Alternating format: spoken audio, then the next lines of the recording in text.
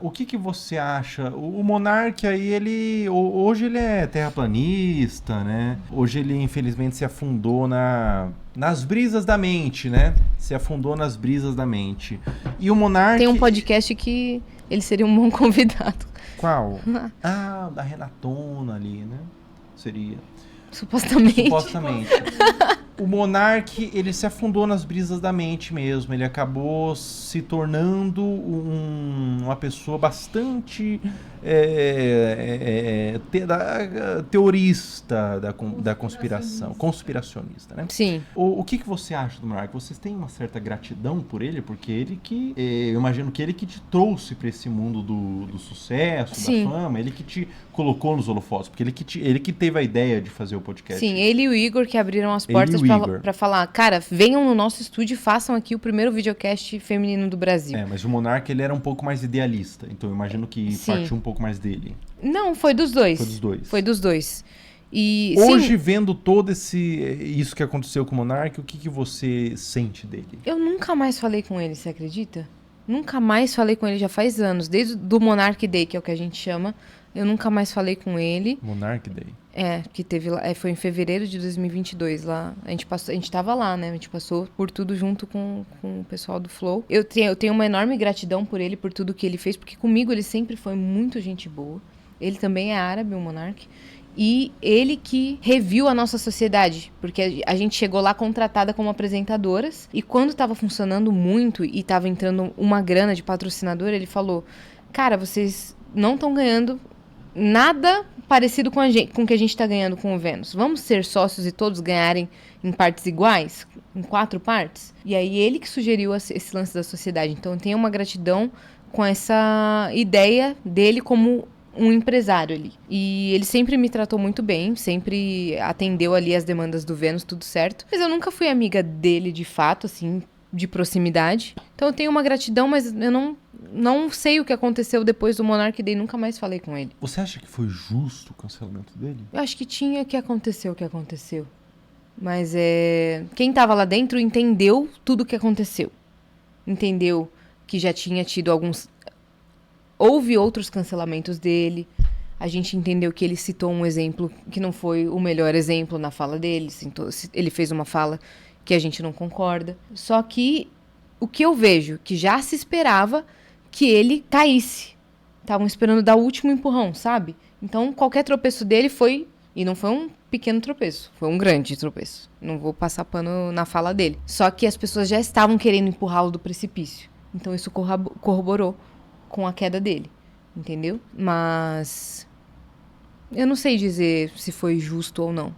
Eu acho que tinha que acontecer da forma que aconteceu. Tinha que acontecer. Acho que tinha que acontecer da forma que aconteceu. Não influencio muito nessa parte, não. Eu já falei com o Igor do Flow, ele já veio aqui no Sofá do Felca, e ele disse que foi o pior momento da vida dele.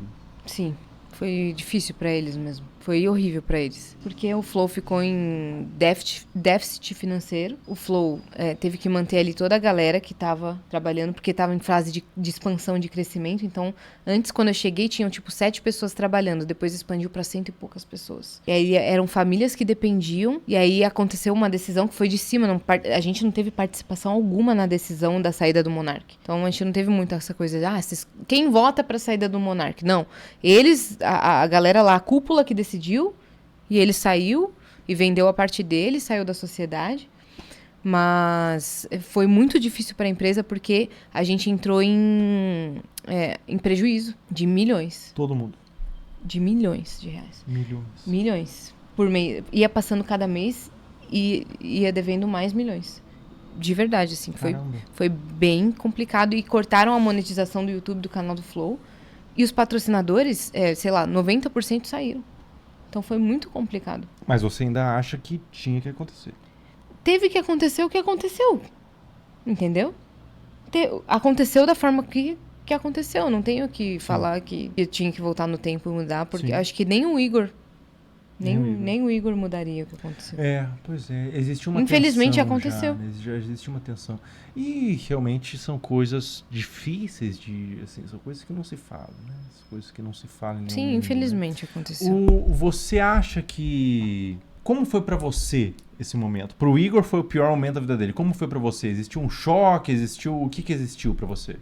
A gente ficou muito chateada naquele período. Até teve... Nossa, que barulho. Tá me desconcentrando um pouco. Prossiga. Então, reverberou também um pouco com a gente, porque alguns convidados começaram a recusar ir no Vênus. E muitos convidados retiraram os Retiraram os Flow, episódios, né? E tudo mais, ou recusavam ir porque fazia parte do Flow.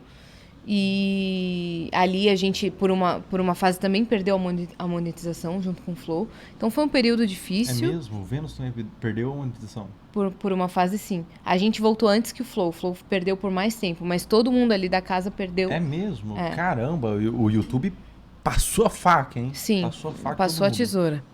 E então foi um período bem confuso, bem difícil e, claro, uma mudança extrema dentro da empresa. Do nada, o sócio criador estava saindo da empresa. Então a gente, claro que sentiu.